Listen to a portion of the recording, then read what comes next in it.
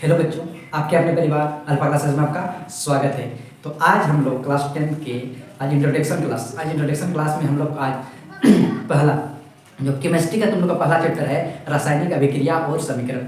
क्या रासायनिक अभिक्रिया और समीकरण केमिस्ट्री का फर्स्ट चैप्टर है। उसमें से आज हम लोग कुछ डेमो के तौर पर देखते हैं। यदि कोई ऑफलाइन क्लास लेना चाहता है तो हमारे प्लानिटी धुरा मोड़ में यहाँ पर नहर रोड धुरा मोड़ यहाँ पर आ सकता है और ऑफलाइन क्लास ले सकता है। तो आज हम लोग शुरुआत कर रहे हैं क्लास 10 के 2025 में जो एग्जाम देने वाले बच्चे हैं, 2025 में जो बोर्ड एग्जाम देने वाले बच्चे हैं उसके लिए शुरुआत कर रहे हैं ना। तो आज अपना क्लास ले सकते हो। तो सबसे पहले आज हम लोग रासायनिक अभिक्रिया और समीकरण में हम लोग आज तुम लोग को समझाते हैं कि रासायनिक अभिक्रिया क्या होता है, अभिकारक क्या होता है, उत्पाद क्या होता है ना, इसको संतुलित करना क्यों जरूरी होता है ना। पहला चैप्टर में ही पर हम लोग समझाने वाले हैं ना, और किस प्रकार से बनता है ना, इसको थोड़ा देखिए। तो चलो देखते हैं सबसे पहले कि रासायनिक अभिक्रिया और समीकरण में अभिकारक, तो अभिकारक क्या होता है ना, और उत्पाद क्या होता है। देखो ना, अभिकारक मतलब देखो जो भी अभिक्रिया में भाग लेता है ना, जो अभिक्रिया में भाग लेता है वो अभिकारक कहलाता है ना।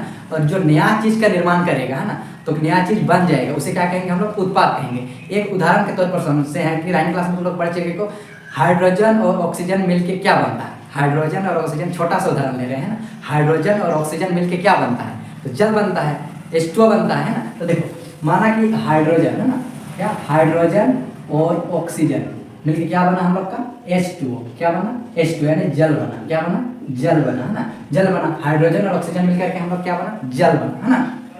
तो क्या हुआ, जो ये सब हुआ हम लोग का जो भाग लिया है ना, ये क्या हुआ, अभिकारक। क्या हो गया, अभिकारक है ना।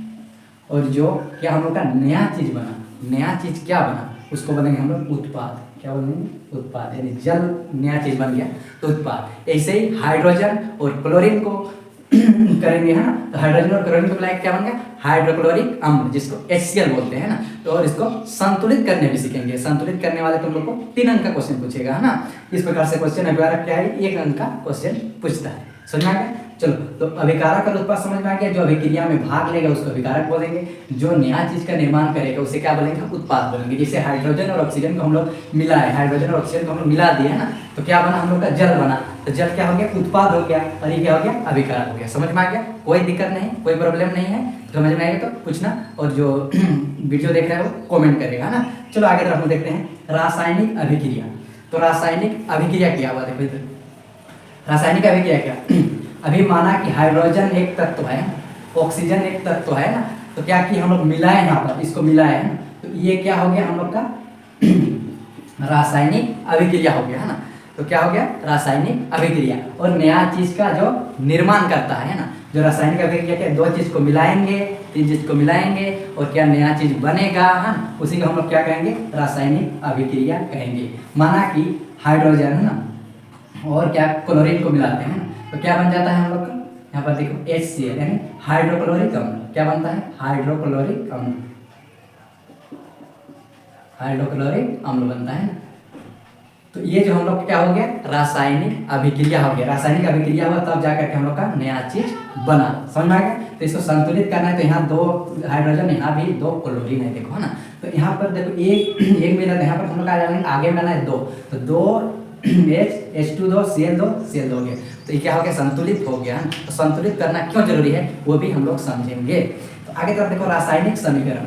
तो रासायनिक समीकरण किसको बोलेंगे, देखो रासायनिक समीकरण में संकेतों और सूत्रों के माध्यम से कोई भी तत्वों को लिखते हैं है ना, तो उसे क्या कहेंगे हम लोग, रासायनिक समीकरण कहेंगे। जैसे हाइड्रोजन को कैसे लिखते हो, हाइड्रोजन, हीलियम लिखते हैं कि नहीं, लिथियम ऐसे लिखते हैं। तो ये सब हम लोग क्या हो गया, ये सब के मिल करके है ना, ये सब मिल करके जो नया चीज बनाता है उसे क्या बोलेंगे हम लोग, रासायनिक अभिक्रिया। और रासायनिक समीकरण किसको बोलेंगे, जो संकेतों और सूत्रों के माध्यम से हम लोग लिखेंगे। समझ में आ गया। आगे और हम लोग देखते हैं संतुलित रासायनिक समीकरण। तो संतुलित करना क्यों जरूरी होता है, तो यहीं पर हम लोग ले लिए H2 हाइड्रोजन ऑक्सीजन लिए हैं, यहाँ पर हाइड्रोजन क्लोरीन लिए हैं, यहाँ पर है ना हम लोग जो बनाए। तो संतुलित करना क्यों आवश्यक है, देखो तुम लोग 9वीं क्लास में पढ़ चुके हो है ना, कि द्रव्यमान संरक्षण के नियम अनुसार है ना, क्या कहता था, द्रव्यमान संरक्षण के नियम अनुसार ना कोई वस्तु कभी विनाश हो सकता है, ना ही सृजित हो सकता है, बस एक दूसरे पर क्या हो सकता है, आ सकता है और जा सकता है ना, यानी परिवर्तित हो सकता है। कभी भी कणों का परिवर्तित होता है, कभी भी क्या नहीं थे, नाश विनाश नहीं हो सकता है ना। समझ में आ गया ना। उसी प्रकार से संतुलित करना क्यों जरूरी है, क्योंकि एक दूसरे पे हम लोग क्या कर रहे हैं, देखिए यहाँ पर हाइड्रोजन 2 तत्व यहाँ पर मिलाने के लिए संतुलित करने के लिए संतुलित करना पड़ा। क्यों संतुलित करना पड़ा, द्रव्यमान संरक्षण के नियम तुम लोग 9th क्लास में पढ़ चुके हो ना, इसलिए संतुलित करना पड़ता है कि क्योंकि दोनों में परमाणुओं की संख्या बराबर होना चाहिए। समझ में आ गया आज के लिए, तो इतना हो गया। तो फिर क्वेश्चन पूछता है तुम लोग का कि जब मैग्नीशियम रिबन है ना, मैग्नीशियम रिबन को वायु में जलाने से पहले, तुम देखो जलाने से पहले उसको सरसपत्ता से घिसा जाता है, क्यों, क्या कारण होता है, इसका भी क्वेश्चन 2 नंबर का बार बार पूछता है। समझ में आ गया ना। वायु में जलाने से पहले मैग्नीशियम रिबन को साफ क्यों किया जाता है, वायु में जलाने से पहले मैग्नीशियम रिबन को साफ क्यों किया जाता है, ये क्वेश्चन पूछता है। फिर संतुलित करने सीखेंगे कि संतुलित किस प्रकार से हम लोग करेंगे, है ना। तो आज के लिए इतना ही, वीडियो लंबा हो जाता है ना। तो आज के लिए इतना ही, ये डेमो क्लासेस था। तो यदि ऑफलाइन क्लास लेना चाहता है तो हमारे धुरा मोड़ यहाँ पर आ सकता है, नहर रोड धुरा मोड़, और कॉन्टैक्ट कर सकता है। हमारा मोबाइल नंबर यहाँ पर दिया हुआ है, देखो हम लोग का मोबाइल नंबर में कॉन्टैक्ट कर सकता है, पूछ सकता है कितना बजे से क्लास होता है, क्या होता है। तो आज के लिए जय हिंद।